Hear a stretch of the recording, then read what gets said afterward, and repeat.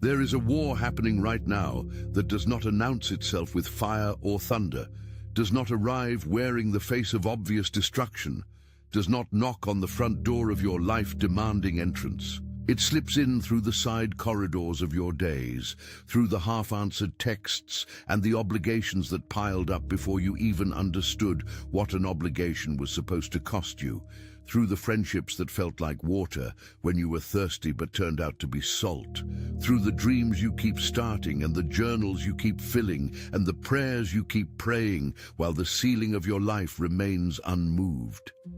You have been in a war, beloved. Not a war against your body, not a war against your bank account, not even a war against your relationships first.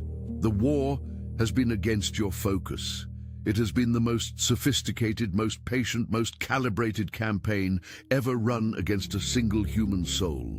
And it has been running against your life for years, possibly for decades, while you mistook the battlefield for ordinary life. The enemy studied you. He mapped your tendencies, catalogued your emotional triggers, identified every open door of distraction inside your psychology, and then he built an architecture around your existence designed to keep you perpetually occupied with everything except the one thing heaven sent you here to execute.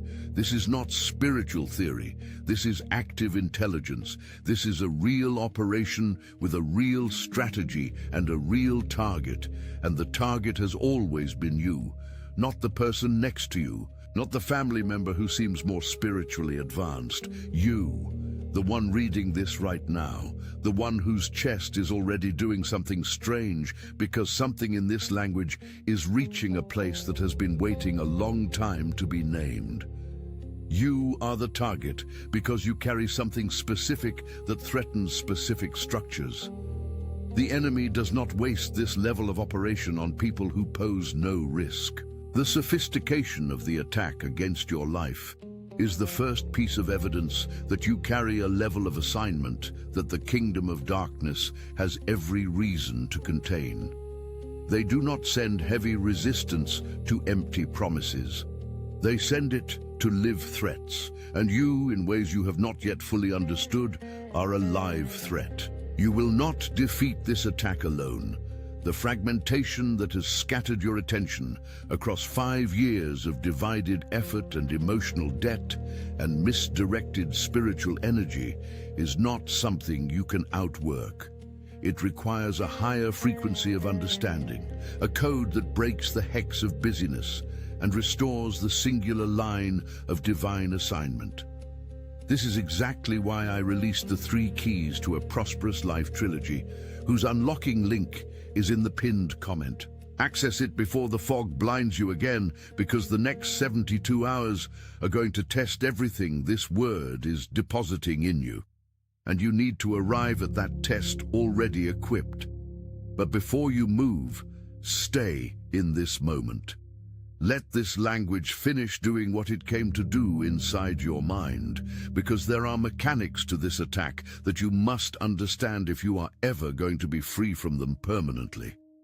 The enemy does not need you to sin to neutralize your assignment. He only needs you divided. A person operating at 40% capacity across 5 areas produces the exact same output as someone who is completely still. You feel productive. You feel spiritual. You feel like you are doing something. But the calling never moves. The mandate never advances. The door never opens. That is not coincidence. That is architecture. He built a structure stone by stone, using your own habits and fears and relational needs as the building materials, designed to hold you in a state of perpetual occupation. Every distraction he sent was calibrated to feel legitimate. The side project that drained your creative energy felt like stewardship. The relationship that required constant emotional maintenance but produced no spiritual fruit felt like loyalty. The cycle you revisited for the 7th time felt like unfinished business, like obedience even, because it was familiar, and familiarity has a way of masquerading as divine leading when you have been in the wilderness long enough. There is a physical sensation that lives in the body of a person who has been fragmented long enough. It settles in the sternum first, a low-grade heaviness that you have learned to normalize, something between anxiety and exhaustion that no amount of sleep fully resolves. You wake up already behind. You move through your days with the background hum of incompletion, the sense that something important is being neglected, even when you cannot name it. The recurring intrusive thought that surfaces usually around 3 in the morning when the defenses are down and the soul is honest.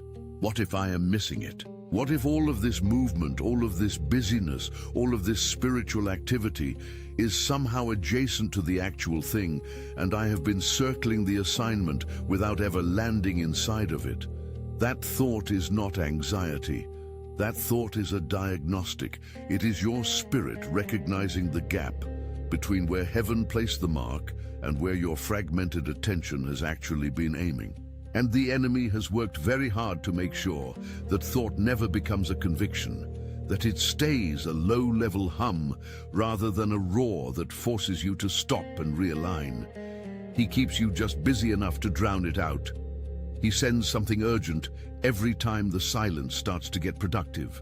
He routes the crisis through the person you love most, through the financial pressure that requires immediate attention, through the opportunity that looks like breakthrough, but is actually a beautiful detour built specifically for your particular brand of hope. He knows your shape. He has studied what makes you move, and he has learned how to move you sideways with things that look exactly like forward. The dream comes back in different forms, but it always carries the same signature. You are running, and your legs will not respond. The ground beneath you is thick and resistant. The thing you are moving toward never gets closer, no matter how much effort you pour into the motion.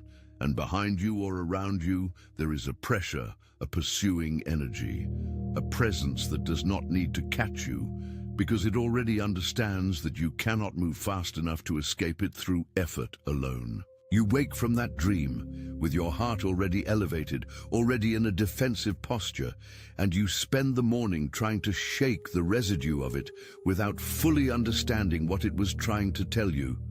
It was not random neurological activity.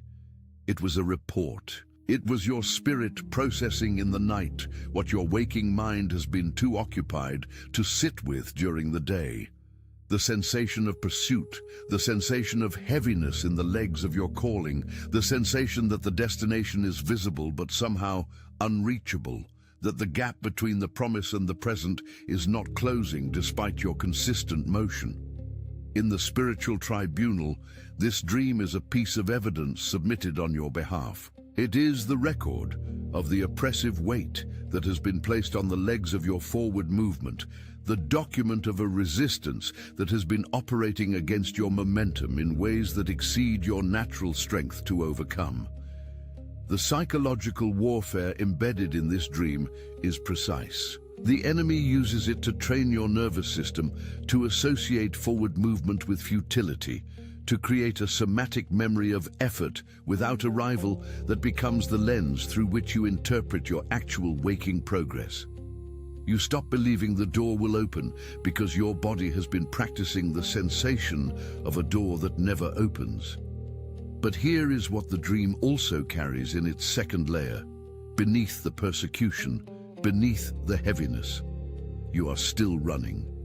Even with legs of lead, even with the ground resisting you, even with the distance refusing to close, you did not stop. Your primitive memory of resistance is not a memory of defeat. It is a memory of a person who kept moving under conditions that were designed to make them stop. That is not a victim's testimony. That is a warrior's record. The compliment arrived in a voice you trusted, wrapped in language that sounded like recognition, delivered with a smile that your body registered before your mind could analyze it.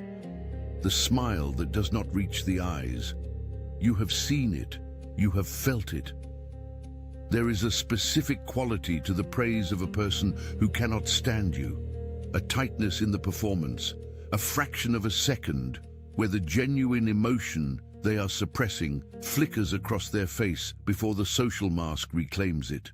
The poisoned compliment is one of the enemy's most refined weapons because it uses your own need for affirmation as the delivery mechanism.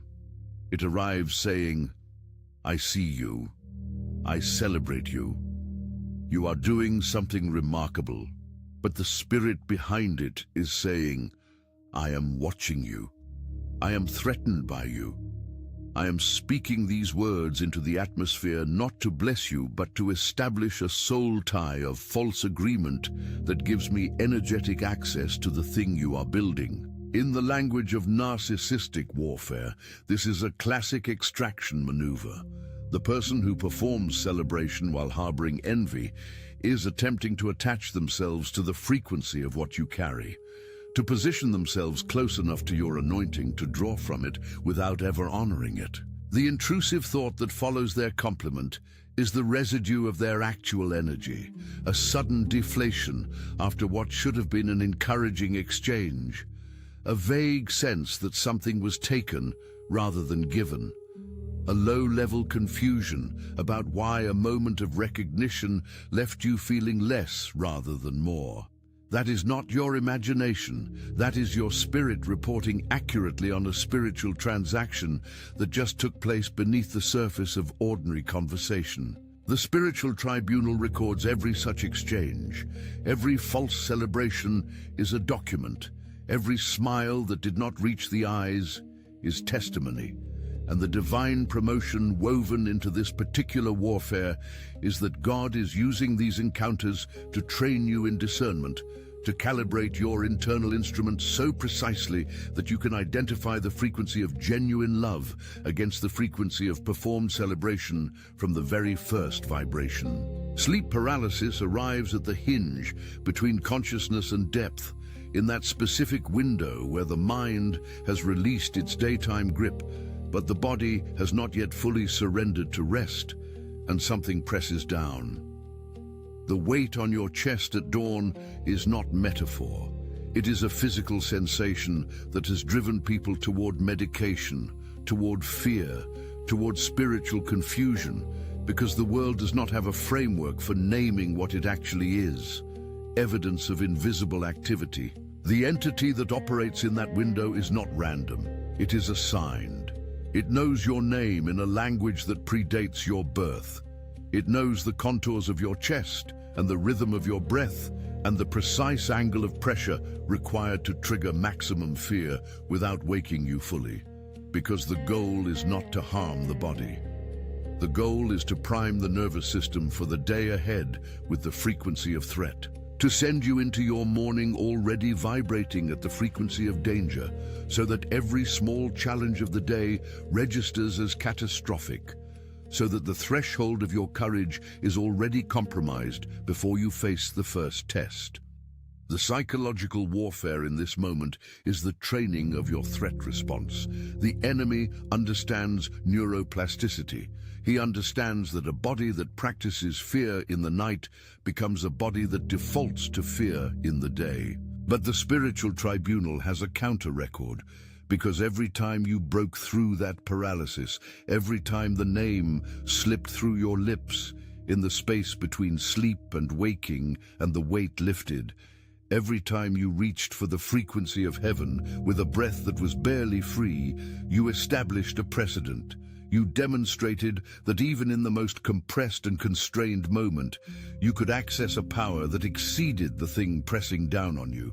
The primitive memory embedded in this warfare is ancient. It reaches back through your bloodline to a moment before your name existed, when a decision was made in heaven about the level of resistance your assignment would attract. The weight on your chest is the enemy's acknowledgement of that decision. It is proof that what you carry is heavy enough to warrant this specific form of nighttime operation. There is a person in your life, or there has been one, who watched you build something beautiful and then began to construct an imitation, not inspired by you, imitating you. There is a difference that you can feel even when you cannot fully articulate it. Inspiration takes what it witnesses and generates something original from it. Imitation takes what it witnesses and attempts to replicate it with a different face on the outside. The blatant copy is one of the most psychologically disorienting experiences a chosen one can endure, because it creates a hall of mirrors effect in your own identity. You begin to question whether the thing you built was as original as you believed.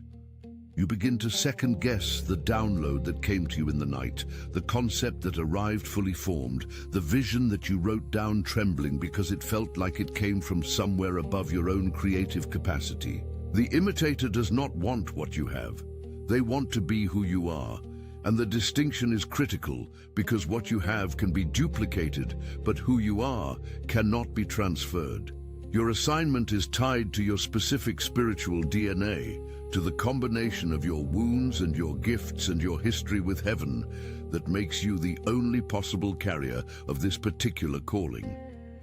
The imitator will replicate the surface and miss the source entirely.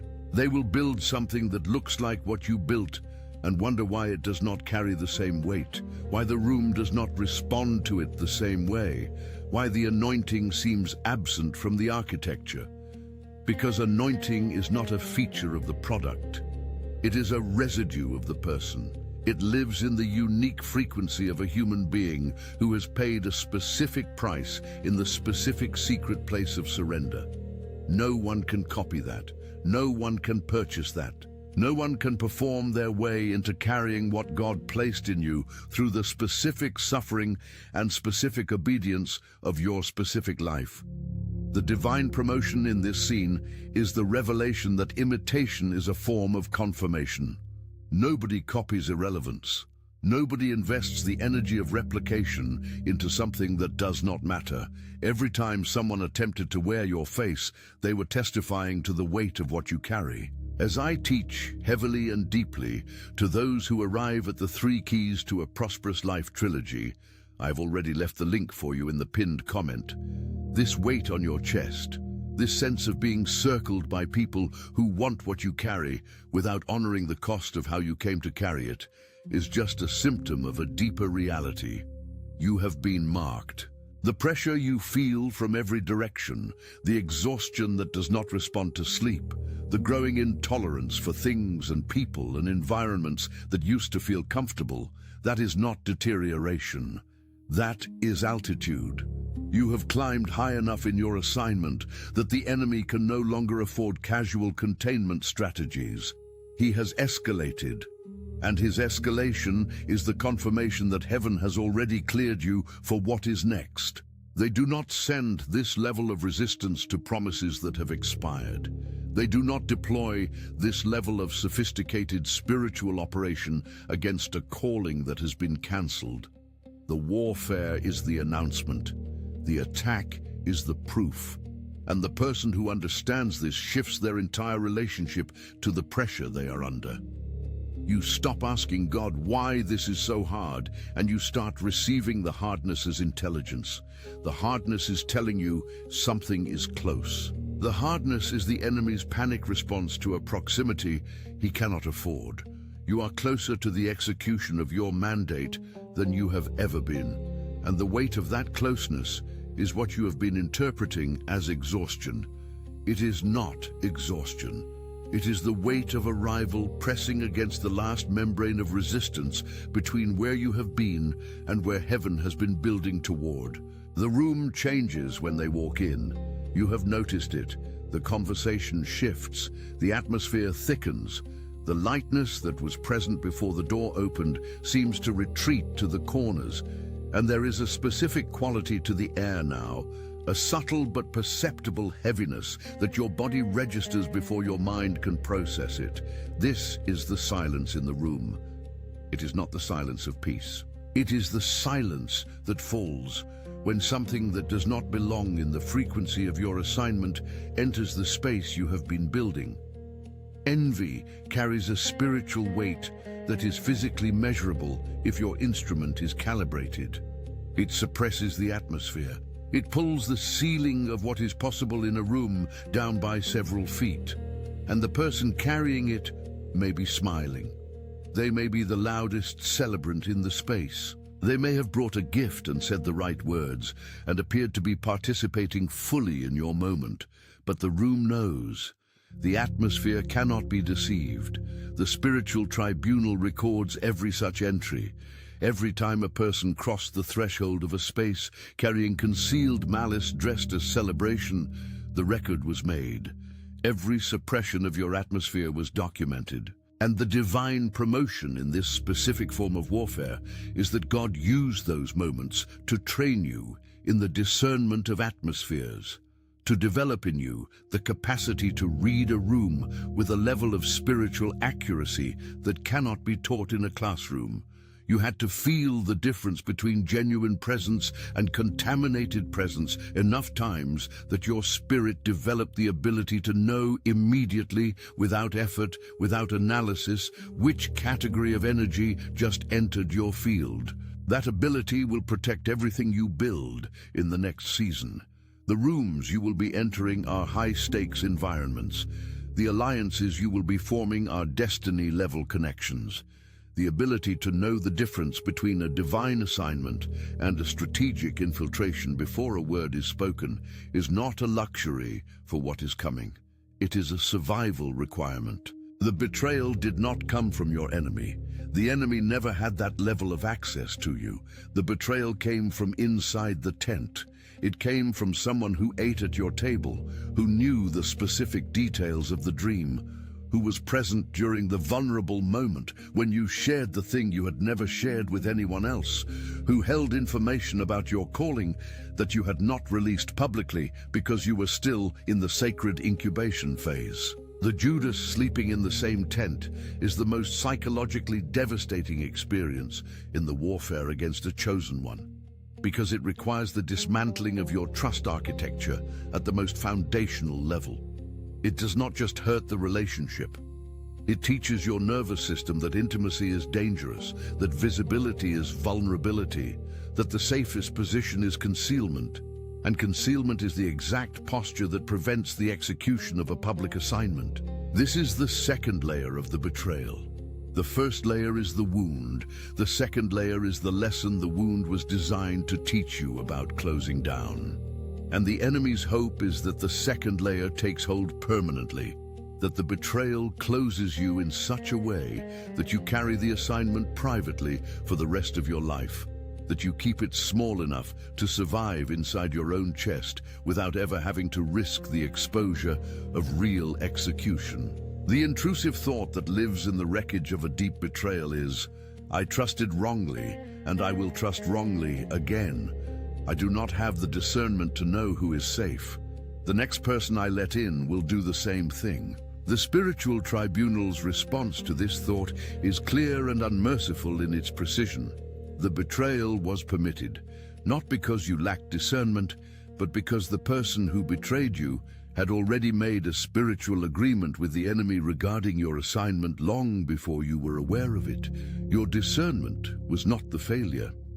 The free will of another human soul operating in spiritual misalignment was the mechanism, and the divine promotion woven inside the wound of the Judas betrayal is this: God could not promote you into the next room until you were no longer dependent on the presence of the person who was going to stay behind. The dog barked, not at a stranger walking past the house. The dog barked at the person who comes to your home regularly, the person who knows your name, the person who has sat at your table and laughed at the right moments and offered help when it was visible enough to be noticed. The animal knew. Before your mind had assembled the case, before your spirit had named the frequency, the creature operating purely on instinct and energetic sensitivity went on alert. The reacting animal is a scene that appears small in the architecture of spiritual warfare. Until you understand what animal instinct actually is, it is perception without ego, detection without social obligation, threat response without the filter of wanting to believe the best about people you have chosen to invest in. Animals do not gaslight themselves. They do not talk themselves out of what they perceive because the relationship is convenient or because acknowledging the truth would require an uncomfortable reckoning.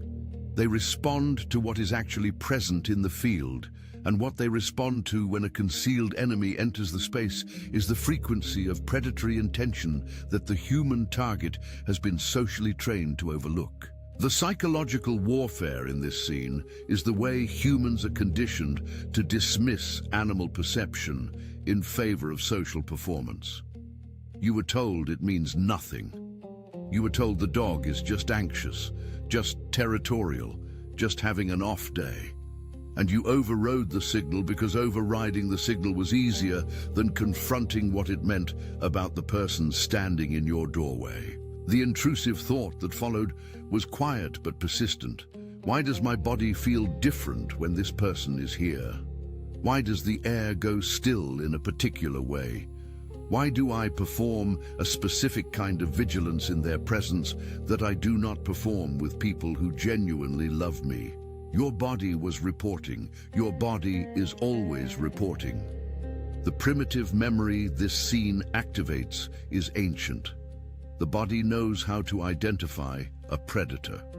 It knew before you were born. It was encoded into the design of human perception because the Creator understood that the most dangerous threats would not arrive with obvious markers.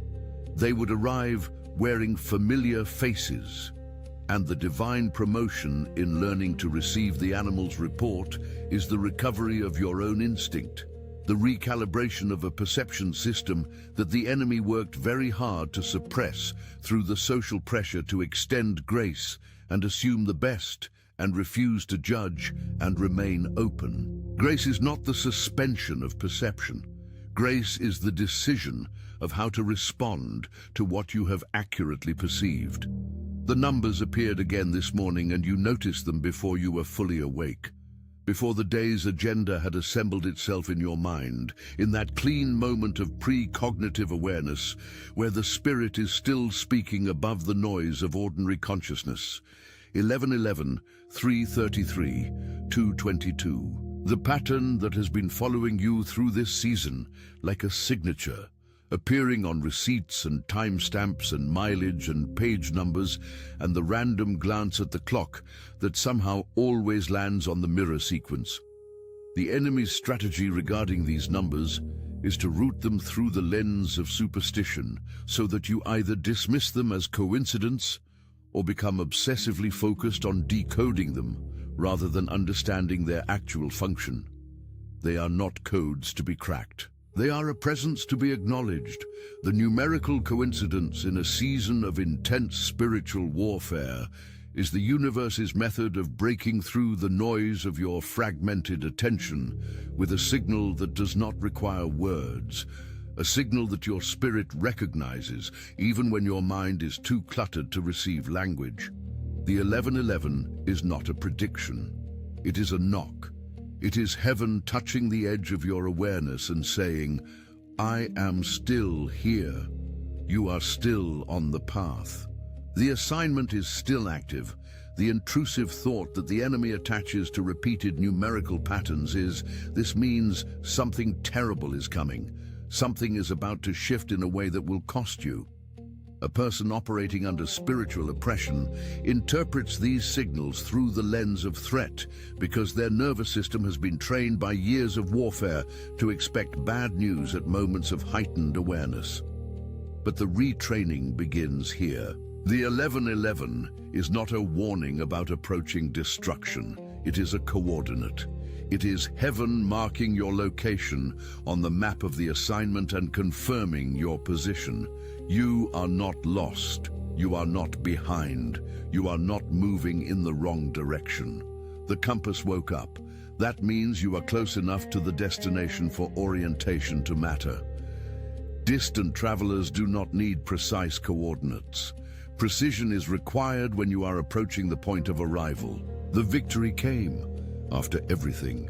After the years of the scattered season and the weight on the legs and the poisoned compliments and the Judas in the tent and the dog barking in the night and the sleep paralysis and the stolen concept and the imitation wearing your face and the heaviness in the room, when the wrong person entered, the victory came, and you were alone when it arrived. The solitary victory is the final scene in the first movement of the Chosen One's story, and it is the most disorienting scene of all, because you were taught that victory should be witnessed, that breakthrough should be celebrated with the people who journeyed beside you, that the harvest is meant to be shared in the company of the ones who understood the planting season. But you looked around in the moment of the breakthrough, and the people who said they would be there were absent. The ones who celebrated the vision were not present for the execution. The room where the door finally opened was a room you entered alone. And the tears that came were not the tears of a person who is grateful. They were the tears of a person who is profoundly and unexpectedly isolated inside a moment that was supposed to feel like completion. The intrusive thought in this moment is, if no one witnessed it, did it fully happen? If no one celebrated with me, was the victory real? If I am sitting here alone in what should be the most expansive moment of the journey, does that mean I did something wrong in how I arrived here? You did not do something wrong. You did something right. The solitary victory is the most spiritually significant victory in the architecture of a chosen one's calling, because it is the moment that settles, once and permanently, the question of whose approval the assignment requires. When you broke through alone, when the tears fell with no audience, when the joy and the grief arrived together in a private room where only heaven was watching, you answered the question that the entire journey was building toward. You do not need a witness to be real. You do not need a crowd to be chosen. You do not need human celebration to ratify what heaven already confirmed. The solitary victory is not the end of community. It is the end of dependency. And that distinction is the difference between a chosen one who leads from need and a chosen one who leads from overflow. The chains do not break silently. When the spiritual architecture that has been built around your assignment finally begins to fracture under the weight of your focused obedience, there are signs, and those signs arrive in the natural world as echoes of a spiritual event that preceded them. The first sign is the sudden and inexplicable peace that settles over a situation that you have been praying about for years without movement. The sense that something shifted, not because anything in the visible circumstances changed, but because something in the invisible infrastructure gave way. You cannot manufacture this peace. You cannot meditate yourself into it. It arrives from outside of you, settles on you from above, and carries the specific quality of a weight being lifted rather than a burden being managed. You have been managing. This is different. This is removal. The second sign is the departure of the people who were assigned to your fragmentation. They leave in ways that feel abrupt, sometimes painful, sometimes confusing, but the clarity comes after the initial disorientation. They could not stay once the agreement your scattered attention had made with their draining presence was severed. They were held in proximity to you by the energetic contract of your available attention. Once the attention was withdrawn, once the focus was reassigned by heaven, the gravitational field that kept them in orbit around your time and emotional energy released them to their own trajectory.